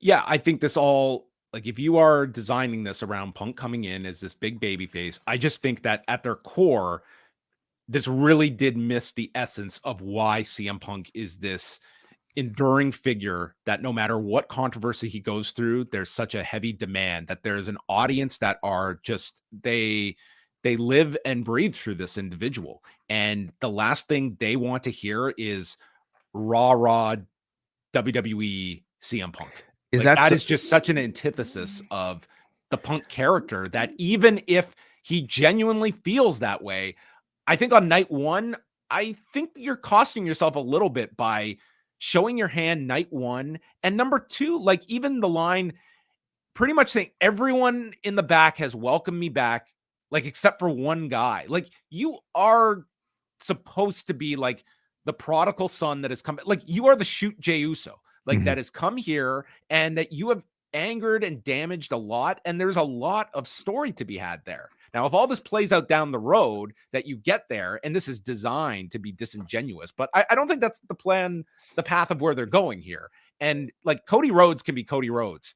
CM Punk should not be Cody Rhodes, the guy that is the perfect representative of the company. This is the guy that found his differentiation by pointing out like the corporate image of the Miz and that he was the antithesis of that. And this segment was CM Punk auditioning to be that guy. Right. We don't know if that was the intent of this promo. Like, this sort of reaction that you and I have to it. We don't know if that was the intent, but they can run with it, even if that's the result. Doesn't it, John? Like, doesn't that sound a lot more interesting to you? A CM Punk who comes out, thinks nothing is wrong, but is massively unaware of how everybody else feels about him. I mean, I think that's a really like a delusional CM Punk who thinks there's nothing wrong, but actually everything is wrong and nobody likes him. I think that's a lot more interesting. So listen, they're thinking 10 moves ahead, and the idea of ripping lines from the first dance were designed to make you realize how hollow this sounds when like you are just recycling your last return, that was your love letter to the fan base. Why should this be any different? I don't think it. I don't know if I give them that much credit to say that it's intentional. I don't. But I think we're giving way too much credit. But I'm saying they can pivot and actually pivot to something even more successful than what they planned. Because a heel CM Punk, who like a sellout CM Punk, I think is so much more interesting. Well, it was essentially night one here. He had, like 6 minutes out here. I mean, not the end of the world. Wouldn't call it like the home run, but I mean, he came out, he was very popular. He was what the whole show was centered around. And I guess we'll see when the number comes out. There are still the delays, but I mean, the third hour, it's like they have saved some huge stuff for the third hour, and it just cannot buck that trend that it is tough to hold the audience in the third hour. So we will see. Like you only get one CM Punk coming back for the first time in 10 years. We'll see if putting him at the end of the show does have a positive result on the final quarter. But that was the show, and WWE is riding a lot of momentum, and CM Punk, at least short term, is going to be that much more buzz that is attached to the company. I think this number is going to be very strong. They had the first hour that always swells the audience. They were not going up against anywhere close to the level of football game they were last week, and it's in an average pay-per-view coming off the show, you usually get a bump. This one, like this Survivor Series, had so much talk coming out of it. It was a really well-received show with a giant news story. And more than anything else, to really emphasize that, I mean, this is probably the dream that when Phil Brooks had back in 2011 when he came back, was one day being part of the most social segment in WWE history, with 71 million views across all social platforms that we were constantly berated with throughout the night. Well, when I think social media, I do think of Phil Brooks. So perfect. Social media Brooks. All right. That was Raw. We are going to take your super chats if you want to chime in with any of your thoughts, and we will go to forum.postwrestling.com for feedback. Yeah, of course, if you watch us live over at youtube.com/postwrestling after every single Raw, after every single Dynamite, and for those of you who are Post Wrestling Cafe patrons, after every single SmackDown, you can leave a super chat here, and you can jump to the front of the line of our feedback section. And we first start things here off with Jake, who sends $5. Thank you, Jake. He says, diverting the discussion here, F1 season is complete. Your overall thoughts on the year, your favorite race, loved Vegas, was Max 2 dominant? You catch anything from Abu Dhabi this week? No. Yeah, it was kind of tough for me, just coming off of Saturday night. But my overall thoughts on the year were, it was not that exciting because one person was so incredibly dominant. In fact, like I think some people would consider this like maybe one of the most dominant seasons ever by a champion in F1. I mean, I've said in the past that like I think there's something pretty marvelous about like seeing how dominant a person could be, but it's maybe not as impressive when you consider the variables when a car is so much faster than other cars, and a guy is so much of a better driver than maybe most of the field. The lack of variables has definitely hurt it, and the lack of variance in the result, even if I don't know, a starting lineup has Max like pretty far in the back, it's not as exciting. So I mean, I don't know what they can do next year, outside of relying on other teams to just simply catch up. But it was not the most exciting season of F1. And I wonder what Drive to Survive will do, what stories they'll be telling to make it feel exciting. I mean, I think outside of like the first place championship, there are a lot of really interesting stories, like with whether or not Checo might be able to retain his seat, the return of Daniel Ricciardo, the rise of McLaren. So for those reasons, I think Drive to Survive might be pretty still fun this year, but you kind of have to watch more than like the race for the first position, unfortunately. Yeah, I found this to be a tough season. I mean, I kept up with a good amount of it, but yeah, it did. There was just a lack of compelling reasons on a near weekly basis for it as well. I wouldn't say it like extinguished my interest, but yeah, I'm kind of curious what they do with it, because it's not as though there weren't plenty of like stories off track that they can focus on for the series. But yeah, I think it's probably a good time to have your off season. You get the reset and hopefully like re-energize for next year. But it's probably going to be a very similar kind of dominance that you're going to have, unless we start to do like mystery vortex cards where you just have to draw. I want to see Max Verstappen drive a Haas. That would be great for a race. Awesome. Did you watch Vegas at all? Vegas, I thought was great. I mean, for all the complaints that went into that, I mean, I don't live in Las Vegas, so it didn't affect my commute, but I thought, what a home run of a race. That was such an exciting race. I just thought it was really that could be an episode on its own. Just I think it probably will be like media that frenzy. To me is going to replace like Miami to me as like their big US stop. I think that's I just thought that was just an excellent. It was a ton that they had to invest in this, but they're there for the long term. Obviously, it was a really fun race. Vegas was. Thank you, Jake. Let's go to Andy, who sends 100 rupees. Thank you, Andy. He says Punk's ability to draw such a wide range of emotions from such a by the numbers promo is amazing, but didn't enjoy Raw as much as the last few weeks. I mean, that's a good point. Like this was by a pretty like by the numbers CM Punk promo, but the fact that it was so by the numbers and the fact that it felt so eerily similar to his first return with AEW. Isn't that a problem if you're calling it a by the numbers promo? Like this is your 10-year return. Like should it be classified as a by the numbers promo? So Andy's point is that even a by the numbers promo can elicit so much discussion. Well, of course, this is the biggest news story of the entire show. Like, this is what everything was built around. Like, I don't think we'd just be shrugging our shoulders for, like, okay, Brett came back. It was cool. Him and Sean had a moment in there, but it was going to be discussed heavily. Like, it was the biggest thing on the show by leaps and bounds. I think his point was just more so like, no matter what this guy does, if he says anything, he's going to be the center of attention in the wrestling world. Well, of course, that's why he's back. Yeah. That's it. Thank you, Andy, for the feedback. And let's go to forum.postwrestling.com. We'll start with Andrew from Cape Breton. It definitely seemed like WWE is the hottest it's ever been at Survivor Series with Punk's return, even hotter than usual. The show had this night after WrestleMania feel. What followed was a big man match finish out of the 80s, bad R-Truth comedy segments, the longest Nia Jax match I can remember, and some individual named Jelly Roll. But everyone was waiting with bated breath and waiting in anticipation for Punk. And golly gee, a white meat babyface promo. When everything went down in AEW, I was always hoping things could work out because Punk in AEW was incredible. It was some of the best work of his career, and while it's really early, it already feels like he fit better there. I actually do have some sympathy for Tony Khan as he had to juggle making both Punk and the Young Bucks happy as they were in a contract year. He failed, and everyone failed, and it's a shame as I don't think Seth Rollins and CM Punk will have the intensity and vitriol as Punk versus Eddie Kingston or MJF.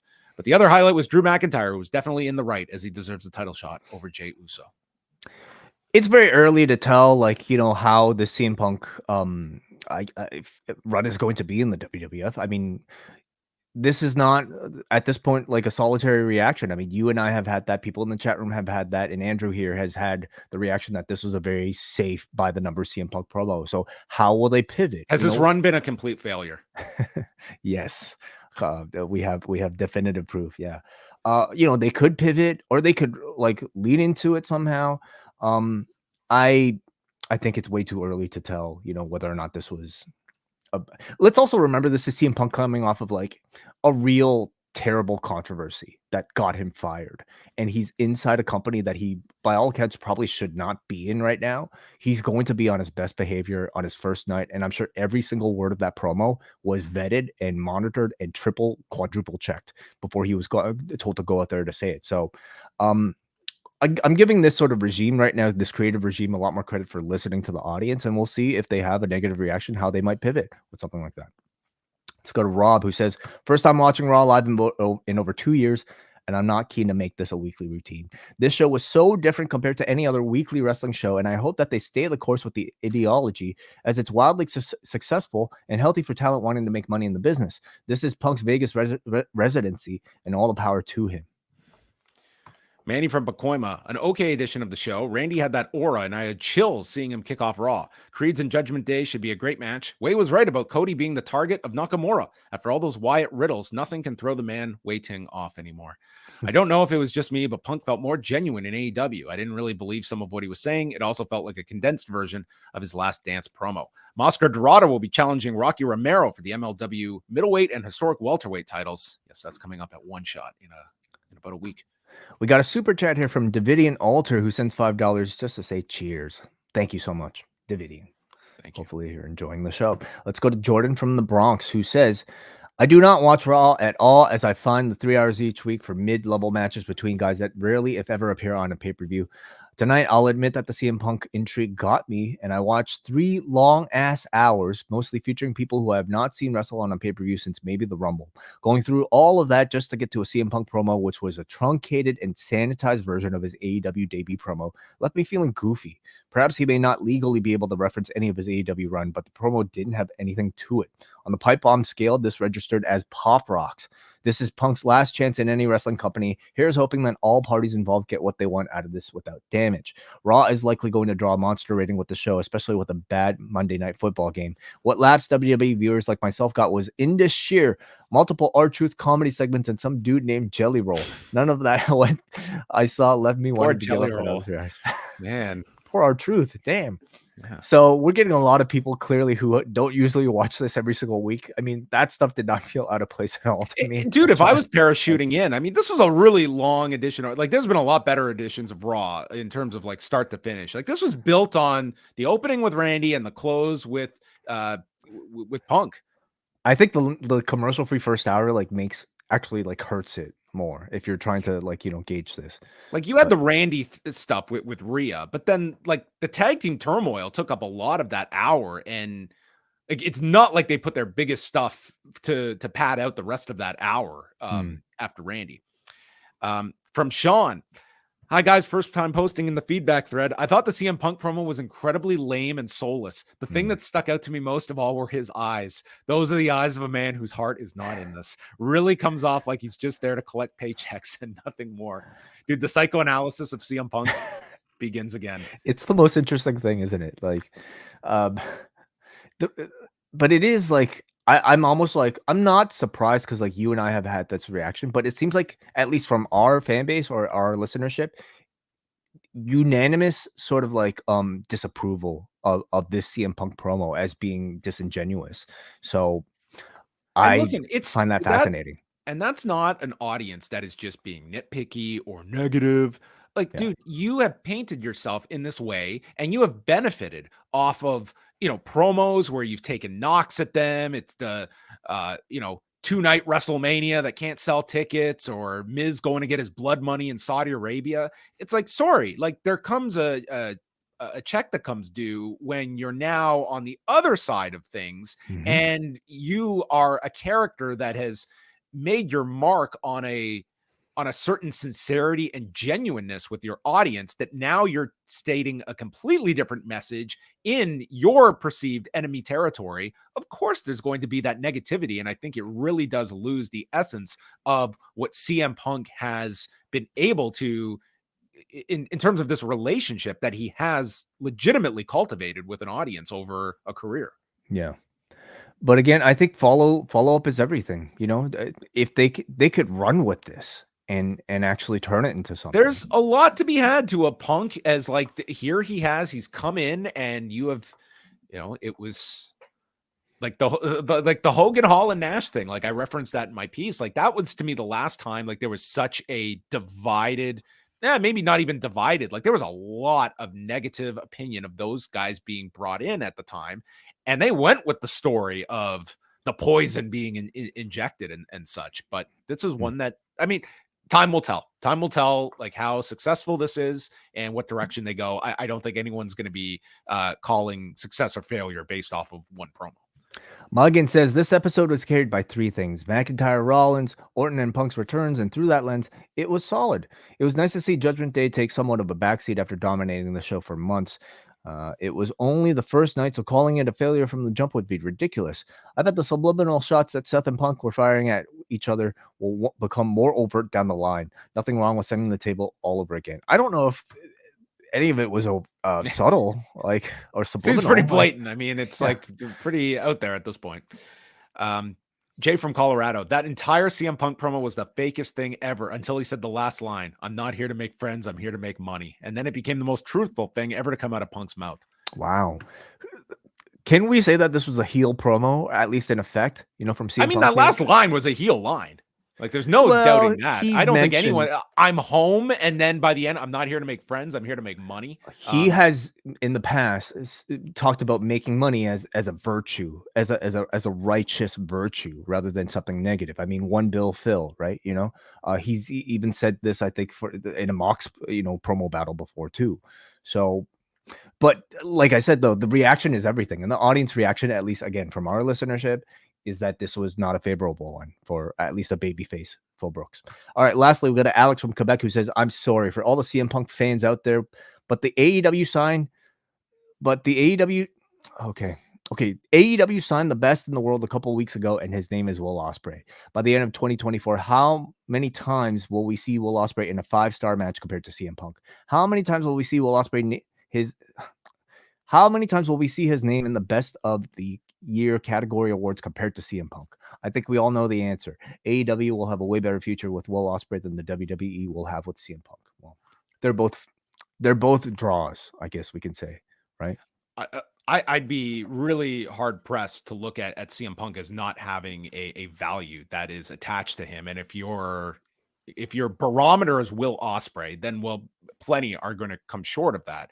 But CM Punk had a more than respectable run in AEW from a match quality standpoint, when there was a lot of questions going into the first match with Darby Allin of, okay, this many years removed, how's he going to hold up to this? How much wear and tear is he taken from MMA? He had some stellar matches in AEW, and his promo skills are top level in this company or AEW. So, I mean, in that sense, yeah, if we're playing the long game, where's Will Ospreay going to be in 5 years versus CM Punk? Like, sure, you want to bet on like the futures, but CM Punk is not being brought in here for 2029 WrestleMania. He's being brought in for the 2024 WrestleMania. And I would say if they get 18 months out of CM Punk, I look at this as a pretty successful investment.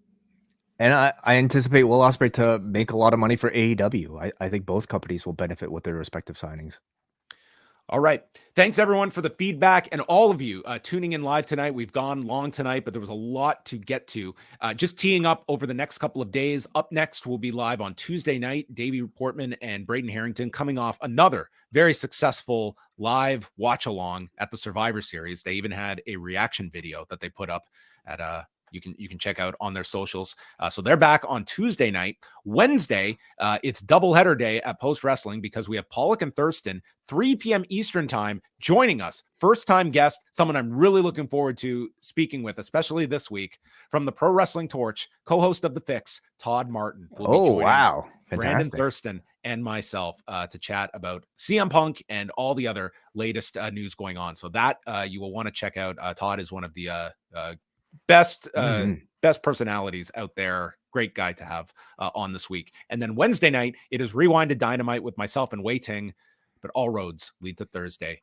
For Post Wrestling Cafe members, we have got ECW December to Dismember to review. We are going to go into all the nitty gritty of an atrocious event, both in promotion and in execution. An event so bad that Vince McMahon and Paul Heyman would not work together for another 5.5 years after this event. They would go home. Paul Heyman would go home after this show. The best thing I can say about this show is that they had a nice poster. Yeah, sure. Sandman's arm creeping out of a chimney. Neat. One of the worst WWE produced pay-per-views of all time.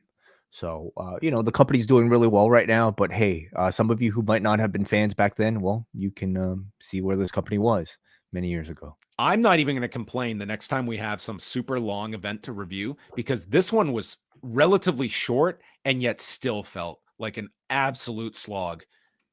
The middle of this card was the most uninspired thing you are going to see, but let's not get ahead of ourselves. That's coming up Thursday. I have lots to share about ECW December to Dismember. That is coming out. So that is coming out Thursday. And then also a post pro res will drop on Friday with Karen Peterson and WH Park. So all of that can be found. Multiple bonus shows this week, postwrestlingcafe.com. Catch up on all of the action from the weekend, including our Survivor Series review and much more. And again, we have 2 Iron Claw contests taking place right now on Twitter and on Instagram. So follow at Post Wrestling on both of those channels. And you can enter both channels in order to get your chance to win. Everybody watching us live today, thank you so much. A lot of people in here as a result of Mr. Fullbrooks, I'm sure. Do us a favor, like, subscribe to the channel, come back on Wednesday, and we'll talk to you then. Good night.